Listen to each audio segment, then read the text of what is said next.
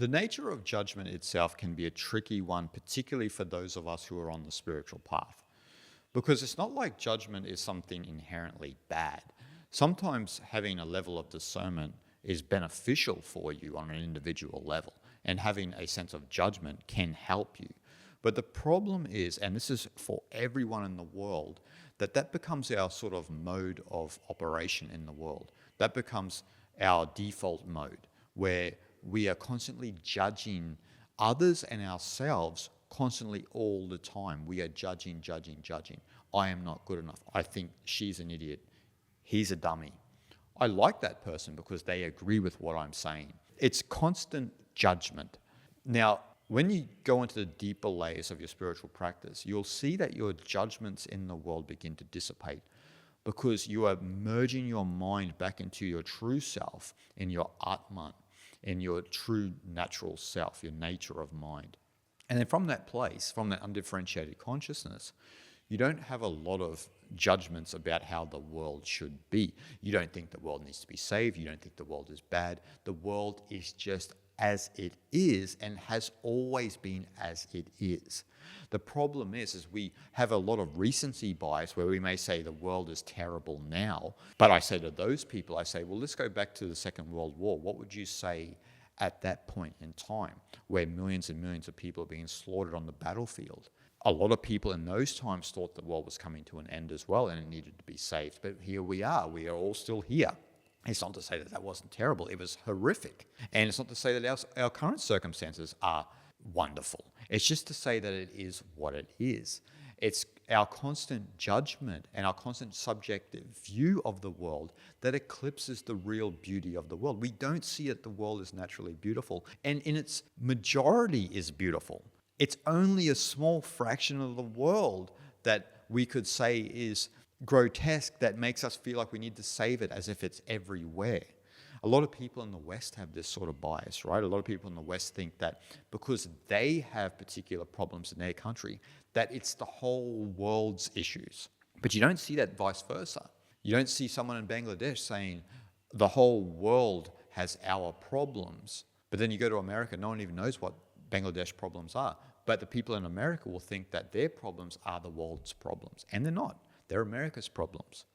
And so this is what happens with the subjective viewpoint and our sense of judgment. And so we're constantly judging of how life should be.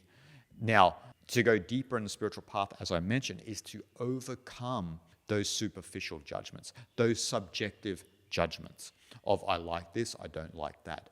I like that person. I don't like that person because they don't agree with my views and I'm going to exclude them from my life.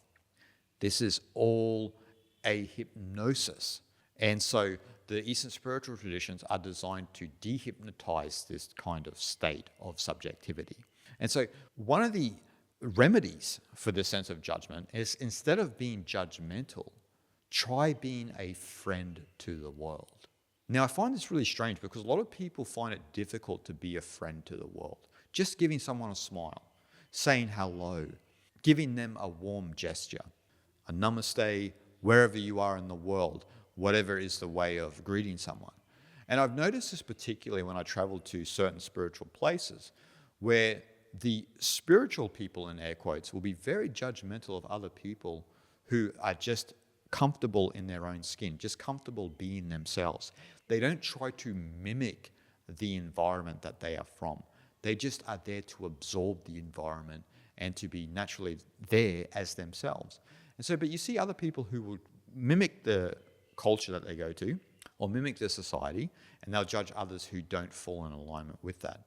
And then they, have a certain look in the eye, and they're not really friendly. That's a terrible thing, a real terrible thing. I notice this in Tiruvannamalai when I'm in Tiruvannamalai, and I often spend a lot of time in Giri Pradakshina Road, where a lot of the sadhus and babas live. And I have a great relationship with the sadhus and babas. I say hello to all of them. I speak to a lot of them. But I see a lot of foreigners who won't make eye contact with them and will treat them as if they're some sort of homeless person or some sort of non-human. And I think that's a real strange way of behaving, because you have to really get your mind into that state that everyone is your friend in this world.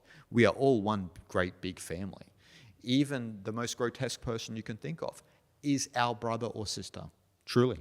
And so we have to develop the ability to be a friend in the world, not a judgmental person.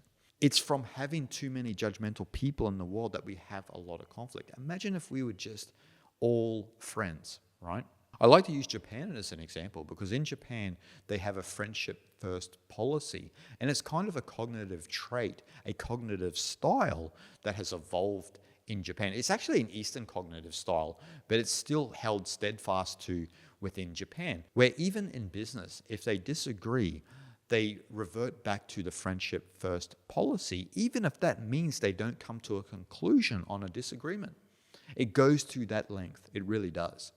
And so then you need to ask yourself when you reflect upon the culture that you are from, can we actually do that? Is it truly possible to still agree to disagree? We live in a world now within the social media generation where people are trained, you got to fight for your life to get your opinion over someone else. That is the height of insecurity. It truly is the height of insecurity. It is the height of maturity to agree to disagree and to revert back to a friendship first policy. And that's what's wonderful about Japan and wonderful about how that even within business and other aspects of society, they still have that friendship first policy. And so that's my challenge to you is, can you be a friend to the world, or are you going around judging the world according to your own subjective viewpoint? Or are you just warm within your heart and you greet people in a warm way and you say hello to others, you smile at someone to make their day sometimes? Can you do that? Is that truly possible? And of course we can, because we are truly one great big family. And it's just that this hypnosis that we've all fallen under, that we're all separate from each other, that our differences far outweigh our similarities, which is not true. Our similarities far outweigh our differences.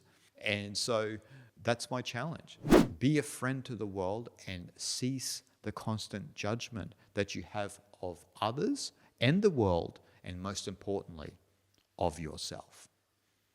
Shanti, shanti, shanti.